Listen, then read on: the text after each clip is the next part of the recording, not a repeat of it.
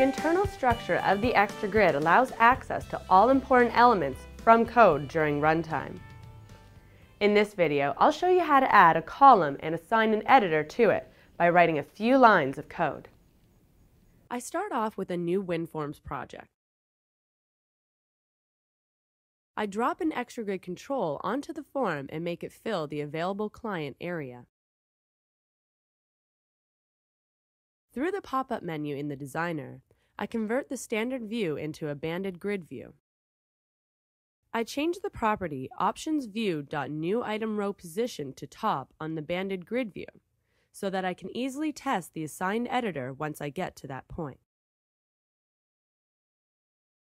I'm now going to add a few lines of code to the constructor of my form. The first line creates a new column and adds it to the Views Columns collection. I have to add the namespace devexpress.xtragrid.views.bandedgrid to make this line compile. Now I set the caption for the new column to country. Since I'm using a banded grid view, I have to make the new column visible in the correct band, in addition to adding it to the view. So I'm going to add it to the one and only band I have in my simple configuration. Finally, I make the column visible. My second step is to create an editor for the column. In fact, for embedded editors, I must create a so-called repository item. The grid will take care of creating the actual editor control as needed.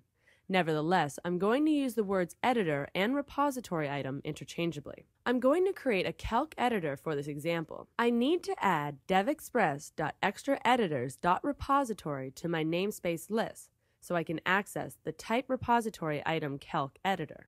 If I had any customization work to do on the editor, this would be the place to do it. In this case, I'm going to leave the editor on its default settings. The grid has a collection of repository items, and I need to add a new item to that list. Finally, I can assign the editor to the column. And I'm done. I run the application to see the results. The new item row lets me see the editor working for the column I have added.